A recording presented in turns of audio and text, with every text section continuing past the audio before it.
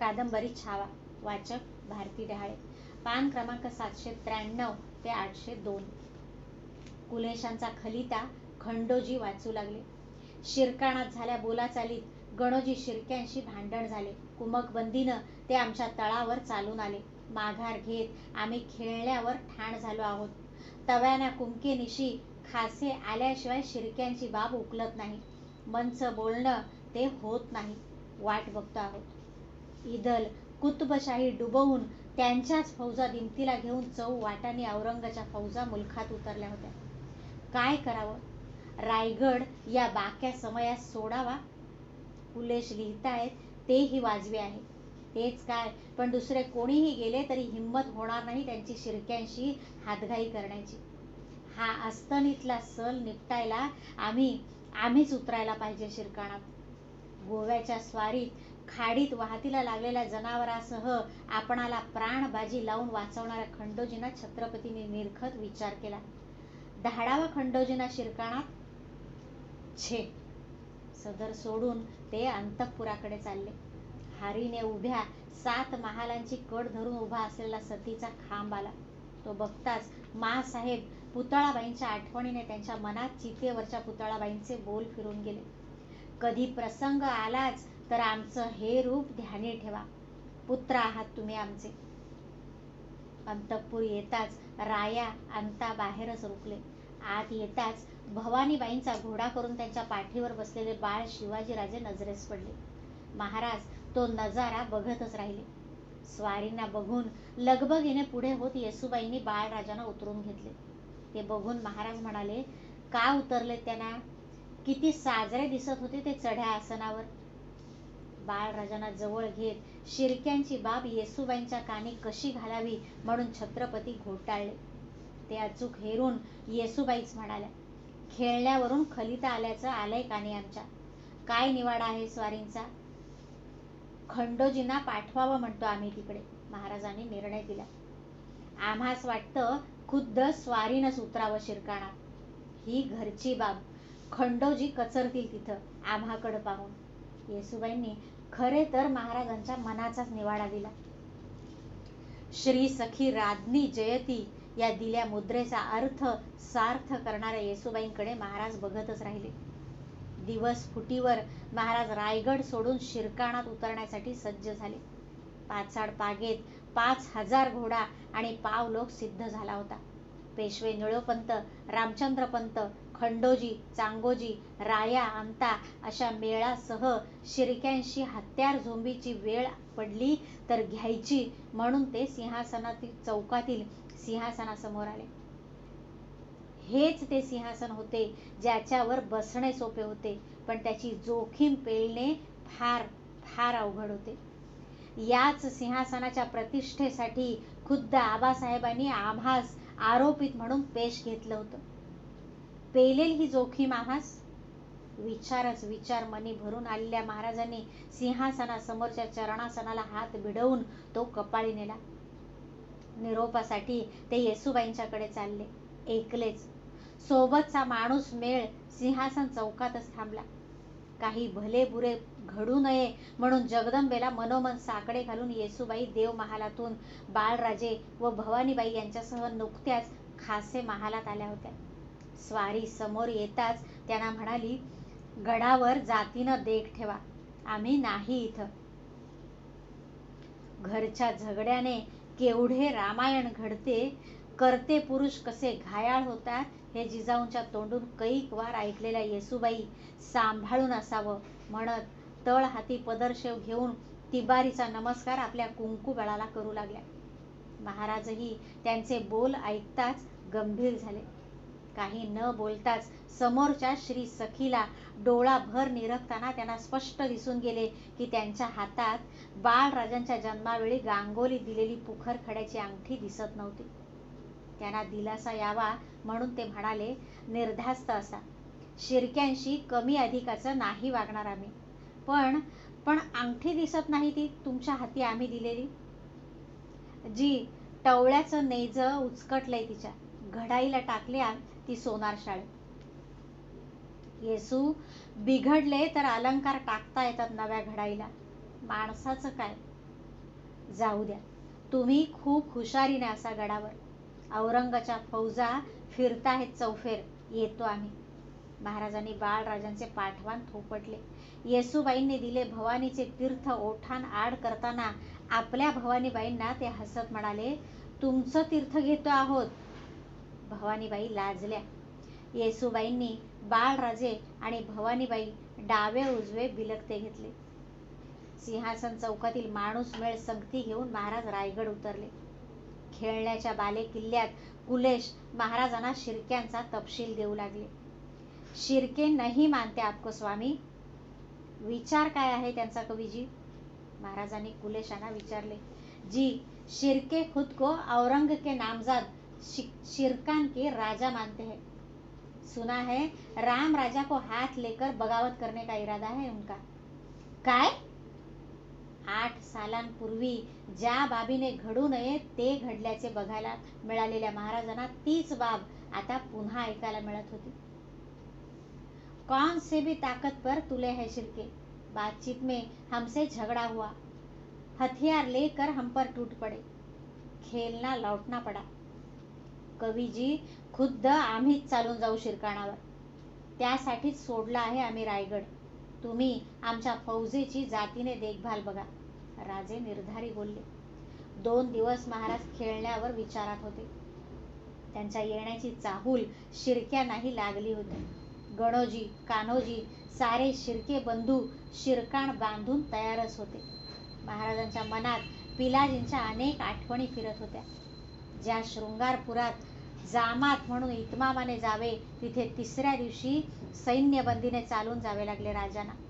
औरंगाला मिळालेले शिर्के तयारच होते.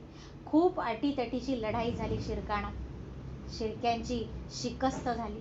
गणोजी, कान्होजी तर फौज टाकून कोल्हापूरच्या रोखाने पळूनच गेले. पिलाजी कुठे गायब झाले तेही कळले नाही.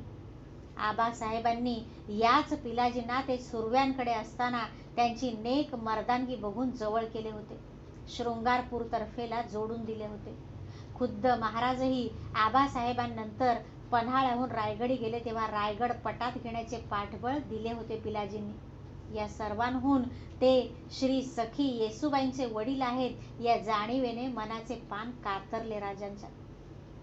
शिरकाणाच्या बंदोबस्तासाठी शिबंदी मागे ठेवून ते खेळण्याकडे निघाले.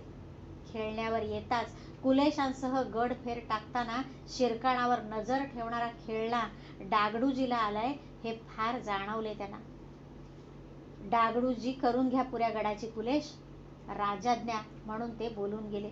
पण प्रसंगी गडाची करता येते डागडूजी, पण गणोजींसारख्या आप्तेष्टांची कशी करावी हे मनात आलेले ते बोलणार होते तरी कुणाला.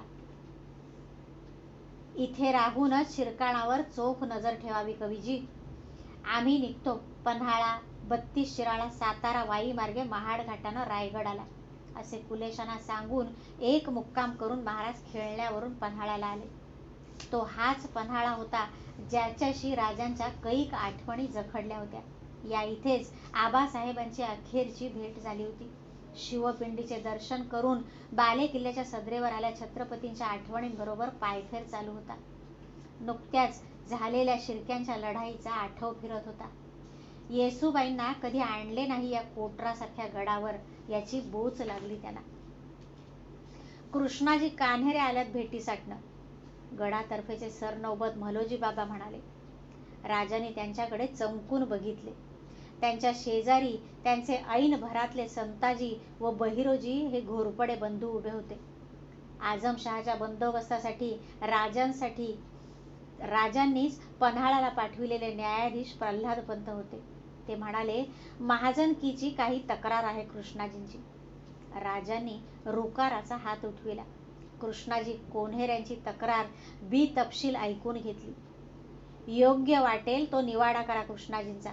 त्यासाठी प्रांत मजकुराचे देशक नायकवडी देश कुलकर्णी यांची अगोदर मजालस भरवा न्यायाधीश. प्रल्हादपंतांवर कान्होऱ्यांच्या महाजनकीची बाब त्यांनी सोपविली. प्रल्हादपंत, चला सज्जा कोठीवर जाऊ. काही बेताने त्यांनी न्यायाधीशांना बरोबर घेतले. सदर सोडून ते सर्वांसह सज्जा कोठीवर आले. पंत, शिर्क्यांच्या बाबीनं बेचैन झालोत आम्ही. तुम्ही बरेच दिवस आहात या प्रांती. काय बेत आहे त्यांचा? पंत चमकले. प्रश्न ऐकताच कोरडच पडली त्यांच्या तोंडाला. बाब घरची आहे स्वामी, काय बोलावं आम्ही. त्यांनी जाब दिला कसा तरी.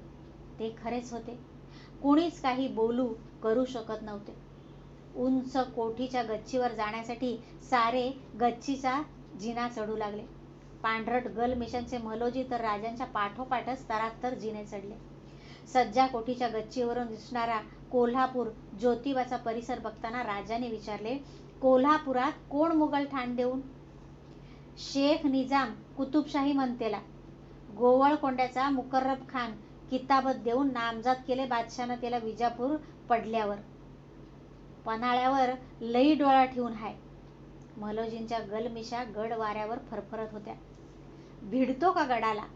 जी, अदनामधनं टाकतो झ्याप. पण आम्ही हाय नवं डोळ्यात तेल घालून. मलोजींनी गलमिशांवर हात फिरविला. शृंगारपुराहून पळालेले गणोजी आणि कान्होजी याच मुकर्रब खानाच्या तळावर येऊन त्याला भेटून गेले असतील याची कल्पना राजांना किंवा मलोजींना अर्थातच नव्हती. सायंकाळचा गार मावळ वारा चढीला पडला. त्यावर राजांच्या अंगचा जामा फरफरू लागला. टोपातील मोतीलग हिंदकळू लागली. गडाची सांज नौबत दुडदुडली. तिला छातीशी हात नेत मान देताना त्यांना पाचाड सदरेवर घणघणणारी थोरल्या आऊंची घाट याद आली. पन्हाळगडाचे 5 दरवाजा, 3 दरवाजा, सर्व दरवाजे बंद होत होते. कोठी खाली गड पायथ्याच्या वाडीत घरट्या घरट्या दिवल्या पेटत होत्या. शांत निसूर अशी ती पन्हाळी सांज उरात भरून घेत महाराज सज्जा कोठीचा कठाडा सोडून जायला म्हणून वळले. एवढ्यात कोठीचे जिने झापा टाकत चढलेला धापा टाकणारा पन्हाळ्याचा किल्लेदार लगबगीने म्हणाला, गडाला गलीम गलीम एतिकाद खानाचा घेर पडला. राबत्या बाजूने धनी. त्याला धड बोलवतही नव्हते. रिवाज द्यायला तर तो विसरलाच होता. शिवारावर गोफण फिरावी तसे विचार फिरले राजांच्या मनात. येसूबाई, बाळराजे, रामराजे, चांगोजी, जोत्याजी चर्यात फिरल्या त्यांच्या उघड्या विस्फारल्या डोळ्यांसमोर. रायगड आला राबत्या बाजूचा घेर. वर्मी तीर बसलेले शिकारीतले जनावर आडव्या येणाऱ्या झाडझाडवरांची पर्वा न करता झेपावत सुटते तसे ते कुणाकडेही न बघता झपाझप कोठी उतरू लागले. अर्ध्या घंट्यात धावणीची फौज सिद्ध झाली. तिला रायगडाच्या रोखाने दौडते सोडून निवडक आसामीनिशी पन्हाळा सोडताना ते मलोजींना म्हणाले, काळीच टाकू नका मलोजी, धीराना असा. लागली गरज तुमची तर हरकारा देऊ. चढ्या रिकिबीनं पाठोपाठ या. मलोजी, संताजी, प्रल्हादपंत यांनी दिलेले मुजरे आपले करत पाठीवर पन्हाळी सांज आणि मनी रायगड घेऊन चंद्रावताला टाच दिली गेली. पन्हाळा मागे पडला. 32 शिराळा वाई महाड मार्गावर औरंगाच्या फौजी राहुट्या पडल्या होत्या. खेळणा संगमेश्वर मार्गाशिवाय दुसरा रस्ताच नव्हता रायगड जवळ करायला. राजांचे सैन्य त्या मार्गाने दौडू लागले. खेळण्याच्या बाले किल्ल्यात अस्वस्थ बेचैन फेर घालणारे छत्रपती कुलेशाना म्हणाले, आम्ही तातडीनं कूच करणार आहोत रायगडाकडं कवीजी. तुमच्या प्रांतीचा जमेल तितका धारकरी संगती घेणार आहोत. आता क्षणाचीही उसंत नाही कसलाही विचार करायला. किल्ल्याच्या सदरी दालनात त्यांच्या भोवती उभे राहिलेले कुलेश, किल्लेदार, राया, अंता सारेच चिंताक्रांत होते. औरंगचा रायगडाला घेर याचा मतलब पुरते जाणून होते सारे. कौन सी भी जोखिम हो, हमको हुक्म देना स्वामी, कुलेश निर्धाराने म्हणाले. पण त्यांच्या मनीही राजांच्या कानी घालावी अशी कुठली तरी बाब घोटाळत होती. संगमेश्वराला हरकारा द्या कुलेश, आम्ही येतो आहोत. जी, सवयीने कुलेशांनी रुकार दिला. पण त्यांचे मन कशात तरी गुंतले होते. भागच होते म्हणून त्या दिवशीचा मुक्काम खेळण्यावर टाकून राजे पहाट धरूनच निवडीच्या धारकऱ्यांची शिबंदी पाठीशी घेत संगमेश्वराकडे निघाले. पूर्वकड धरून नव्या दिवसाचा सूर्य डोकावत उगवत होता. दौडत्या घोड्यावर राजांच्या मनात विचारांच्या टापा थडथडत होत्या. त्यांना बगल धरून दौडणाऱ्या कुलेशांना, पाठीशी दौडणाऱ्या एकाही स्वाराला कल्पनाच नव्हती की रात्रभर कोल्हापूरच्या तळावर मुकर्रब खानाला छत्रपती कुठे आहेत, दिमतीला माणसे किती आहेत, या साऱ्याची खडानखडा माहिती पुरवून तळाबाहेर पडलेले गणोजी, कान्होजी शिर्के आणि नागोजी माने शिवरात्र तोंडावर असलेले कोल्हापूरच्या अंबाबाईचे पहाट दर्शन करून परतत होते. संगमेश्वराची वेस आली.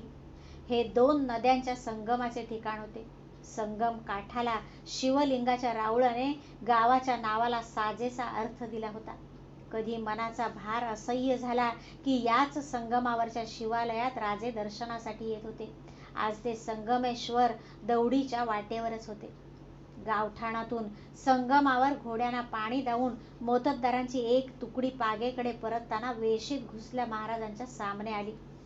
मोत्तद्दार खाशांना रिवाज देण्यासाठी पटापट उतरू लागले. तिकडे ध्यानही नसलेले महाराज त्या पथकातील एक जनावर उजाडतात सामने आलेले बघून चंद्रावताचे कायदे खेचून जागीच थांबले. जनावर ऐबी होते ते. त्या पुऱ्या काळ्या शार जनावराच्या आघाडीच्या खुरांना पांढरे फटफटीत चांदवे होते.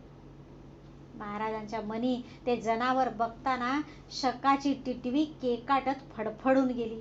रायगडावर काही बरं वाईट तर. राजांनी संगमावर जाऊन शिवदर्शन घेतले. समोरच्या शिवपिंडीला हात जोडून ते मनोमन म्हणाले, आम्हाहून आबासाहेबास प्यार असलेल्या रायगडास ढका लागू नये, त्यासाठी हयातीचं बेलपान करून वाहू तुमच्या या पावन पिंडीवर. शिबंदीसह राजे, संगमेश्वराच्या सरदेसाई आणि कराडहून आलेले अर्जोजी गिरजोजी यादव वाड्यात जमले होते. सज्जनगडाहून आलेले रंगनाथ स्वामी गोसावी महाराज संगमेश्वरात आले आहेत याची खबर मिळाल्याने दुपारच्या थाळ्यानंतर भेटीसाठी सरदेसायांच्या वाड्यावर आले. भेटीसाठी आलेल्या गोसाव्यांनी जय जय रघुवीर समर्थ अशी नांदी उठवताच बैठकीवरून उठून महाराजांनी त्यांच्या चरणांवर आपला माथा टेकला. रंगनाथ स्वामींनी त्यांच्या राजटोपावर तळ हात ठेवून आशीर्वाद देताना त्यांच्या तोंडून समर्थ बोल निसटले. जरी पाटातील तुंब निघेना, तरी मग पाणीच चालेना, तैसे जनांच्या मना कळले पाहिजे. आम्ही निघतो राजे, वाघापुरीला जायचं आहे. नांदी उठवून खडावांची चटपट करीत रंगनाथ स्वामी बाहेर पडले. राजांच्या मनात समर्थांनी लिहिलेल्या पत्रातील बोध फिरला. अवघे लोक एक करावे, गनिमा निपटून काढावे, चढती वाढती कीर्ती पावाल येणे. अवघे लोक एक करावे, कसे समर्थ हे कैसे व्हावे. हवस पेटल्याने नेकी भुललीत माणसे, फंद फितुरीने धारकऱ्यांची बुजगावणी झाली. सामने येणाऱ्या आसामींच्या नेकीचा मागमूसही लागू नये एवढी आत बाहेर दुटप्पी झालीत माणसे. ओंजळीत मिळेल तेवढाच शिदा शिजवून खाणारे, वणवण करीत मुलूकभर मावळ वाऱ्यासारखे पायीच भटकणारे तुम्हासारखे संत कुठे. कीर्ती रूप उरावे म्हणलात, ते तरी असते का माणसाच्या हाती. आबासाहेब उरले, कीर्ती रूपे उरले, ते तुम्ही माणसे कशी म्हणावी. देव माणसे तुम्ही. जगदीश्वराच्या मंदिरातील हम चौकातील दगडी कासवाचे तरी भाग्य मिळेल आम्हास, की पडतील नुसतेच कदम पाठीवर येणाऱ्या प्रत्येक दर्शन भक्तांचे. नाही झाला हा मुलूक एक दिलाचा, एक जीवाचा तर. फिरविली जर 11 दिशांना तोंडे तुम्ही स्थापन केलेल्या 11 हनुमानांच्या मूर्तींनी आपली तर. मग जाणावे फावले गनिमासी. समर्थांच्या बोलांनी छत्रपतींच्या समोर जिकडे तिकडे मुघल फौजा दौडताना दिसू लागल्या. खूप कोशिश केली त्यांनी, पण औरंगाची चर्या काही केल्या नजरेसामने येईना त्यांच्या. समर्थ गनीम गनीम म्हणून गरजून सांगताहेत, तो गनीमच दिसेना त्यांना. त्यांनी मनोमने भोवतीच्या खंडोजी, रायाजी, रामचंद्र पंत, कुलेश सर्वांशी ते औरंगासारखे दिसतात का याचा पडताळा पाहिला. नाही, औरंग काही स्पष्ट होईना त्यांच्या नजरेसमोर. मनातले विचारच त्यांनी रंगनाथ स्वामींच्या पादुकांच्या रुजाम्यावर उमटलेल्या ठशांवर ठेवले. मन शांत स्थिर करून घेतले. सदरे बाहेर शिरकाणातील मौजे मसूचा हरबा देसाई येऊन खाशांच्या भेटीसाठी केव्हाचा खोळंबला होता. त्याची विठोजी शिर्क्यांची भाऊजय काशीबाई हिच्या खिलाफ मौजे कोतळूक आणि मसू या गावच्या मोकाशाबद्दल तक्रीर होती.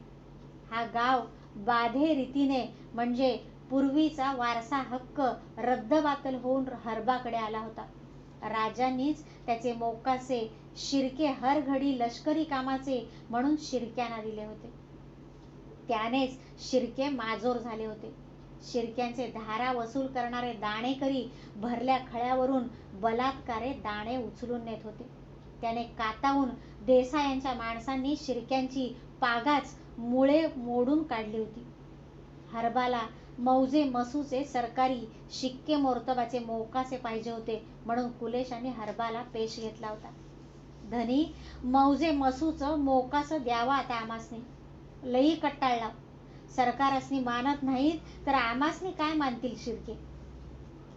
भरल्या खळ्यावईनं दाब जोरीनं दाणा काय नेत्यात. कातावून पागाच मोडून काढली आम्ही त्यांची. कागूद करून दिला की आम्ही चाकरीला हावच धन्यांच्या. रिवाज देताना हरबा देसाई नरड्याला चिमट लावून म्हणाला. महाराजांच्या डोळ्यासमोर फिरत होता एतिकाद खानाने घेर टाकलेला रायगड आणि समोर आला होता एका मौजाच्या मोकाशाचा कथला. हरबाला कुडीभर न्याहाळत छत्रपती म्हणाले, पागेच्या रखवालदार धर्मा कवठे करायची काय बाब. तो वर्माचा सवाल ऐकून हरबा चरकला. शिर्क्यांच्या पागेचा रखवालदार धर्मा याला देसाईच्या माणसांनी जिवे मारून पेंढ्यात घालून डाग दिला होता. धर्मा महार होता. जी लई झायली केली त्यानं पागेवर. हरबा चाचरत कसा तरी म्हणाला. त्याला माहीत होते राजांच्या दिमतीला जासूद, चाकरीला बहिर्जी, विश्वास असे पट्टीचे रामोशी खबरगीर होते. खामोश. जबान कशी उठते इमानदार चाकराच्या जीवास नख लावून मोकास मागावयास. शंभू तेज कडाडले. कुलेश अमानत करून टाका मौजे मसू, कोतळूक, तुरवटे तर्फेचा सारा गाव सरकारात. हरबा देसाईला फेकून देणारी आज्ञा सुटली. थप्पड खाल्ल्यागत हरबा गुमान बाहेर पडला. खाशांचा राज संताप सुमार होईपर्यंत कुलेश काही क्षण कसे बोलावे म्हणून थांबले. त्यांनाही रायगडाची चिंता लागली होती. धैर्याने ते म्हणाले, रायगड जाने के पहले बोला कविजी. महाराज आपल्याच विचारात होते. शिवजी का एक अनुष्ठान संपन्न किया तो सबका अरिष्ट का कुछ तो निवारण होगा. शिवरात्री आई है इसलिए. शिवभक्त असल्याने कुलेश म्हणाले. केवढ्या धावपळीची ही हयात कवीजी. शिवरात्र तोंडावर आली आहे हेही भुलून गेलो आम्ही. आबासाहेबांनी हर किल्ल्यात सही हाताला शिवपिंडीची घुमट उठविली. का तर गड चढताच पिंडीचे दर्शन घेता यावे म्हणून. आज त्यांचाच रायगड संकटात पडला आहे. आमच्या हातांनी त्यांचा म्हणून लावा शिवास कौल. पाचाड पागा आम्ही जाईतो नाही द्यायची दाद छाप्याना. प्रत्यक्ष रायगडाचा उपराळा करण्यासाठी जाण्याचा हा पहिलाच प्रसंग होता. मन कशाचे तरी पाठबळ मागत होते त्यांचे. रायगडाचा घेर तर उठविणेच भाग होते. तिथली पिछाट तर काळीजच कुरतडणारी होती. खेळणा, पन्हाळा, विशाळगड पागांना वरकड पावलोक रायगडाच्या वाटेस लावायला खलिते द्या. तुम्ही जातीनं अनुष्ठानाची जोडणी लावा. सकाळ दुपार संध्याकाळ औरंग न चुकता नमाज पडतो हे ऐकून आहोत आम्ही. वरवर शांत दिसणारे राजे अंतर्यामी कुणालाच उकल न होणाऱ्या खोलवटात शिरले होते. संगमेश्वराचा वाडा हलू लागला. माणसे शंकराच्या अनुष्ठानासाठी खपू लागली. संगमाच्या एकमेकीत मिसळलेल्या नद्या शांत वाहत होत्या. भोवतीचे उंच डोंगरकडे ताठ खडे होते. त्यांना घेरून कोकणचा हिरवा कंच झाड झाडोरा माजला होता. मलकापूर, खेळणा, संगमेश्वर भागाचे व्युत्पन्न ब्राह्मण कुलेशांनी संगमेश्वरात पाचारण केले. सरदेसायांच्या वाड्यातील हम चौकात शिवाच्या अनुष्ठानासाठी यज्ञकुंड सिद्ध झाले. देसायांच्या देवघरातील शिवपिंडीवर अभिषेक पात्र संततधार बरसवू लागले. त्याचा थेंब थेंब जसा पुटपुटत होता. रायगड रायगड. कुंडात पडल्या समिध्यांच्या धुराने वाडा कोंदून जात होता. धार्मिक विधी होताच राजे सदरेवर येत होते. अनुष्ठानाचे 2 दिवस झाल्यावर सदरेवर आल्या छत्रपतींना कुलेश म्हणाले, अब रायगढ़ कूच करना है. मलकापूर, पन्हाळा, संगमेश्वर की जिम्मेदारी है हम पर. इसलिए खेळण्यापासून मनात असलेली बाब महाराजांच्या कानी घालायला बेचैन झालेले कुलेश अडखळले. तुम्हास तर आम्ही संगतीच घेणार आहोत. आता हा प्रांत नाही, तो ठेवा डोळ्यांसमोर, रायगडचा. इथली जोखीम तर हमेशाचीच. महाराज म्हणाले, रायगढ़ के लिए ये बोलना ही पड़ेगा कि न्याय देवता पलट गई है. खुद्द न्यायाधीश ने. कुलेश पुन्हा चाचरले. मतलब? महाराजांच्या कपाळीचे गंध आकरसले. खुद्द न्यायाधीश ने षड्यंत्र की चाल रखी है स्वामी के खिलाफ. कवीजी. बसले महाराज अंगावर उकळते करंजेल तेल पडावे तसे ताडकन उठले. उभे अंग शहारले त्यांचे. संताप, एकलेपणा, कोंडी, चमत्कारिक भावनेने ते जागीच थरथरू लागले. कुणावरही आदावत घेऊ नका छंदोगामात्य. भूल असेल तुमची कुल एकत्यारीच्या अधिकाराने केलेली. न्यायाधीश आणि षडयंत्र. आईने मुलाचा कडेलोट केल्याची बात ऐकवत सुद्धा नाही आम्हास. पुरावा काय यास? न्यायाधीश प्रल्हाद पंतांना पहिल्या कटावाच्या अदावतीतून इतमामाने मुक्त केल्याचे छत्रपतींना आठवले. पुन्हा असली गफलत करू नका, नाही सोसणार ते आम्हास, अशी त्यावेळी दिलेली समजही याद आली.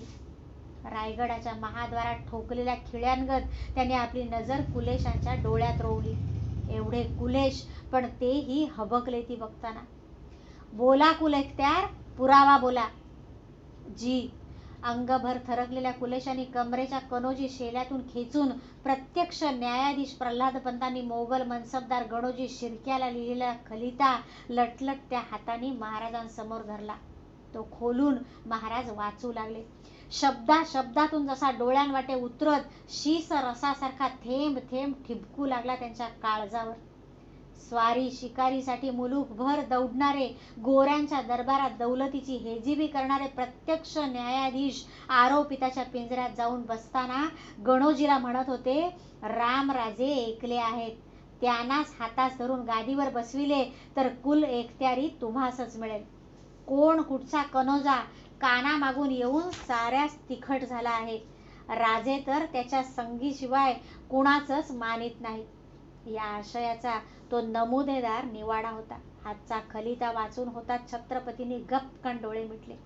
त्यांच्या मिटल्या व्याकुळ डोळ्यांसमोर प्रल्हादपंतांच्या मुद्रा फेर धरून गेल्या. डोळे मिटूनच संतापाने थरथर कापत कुलेशांना पण स्वतःच द्यावी तशी त्यांनी आज्ञा दिली. खलिताच धाडून द्या हा पन्हाळ्यावर. मलोजींना सांगा न्यायाधीशाचंच वाचू दे हे आरोपपत्र. त्यांच्याच लिखावटीचं, त्यांच्याच खिलाफ. दस्तकरा त्यांना असतील तिथं, मिळतील तेव्हा.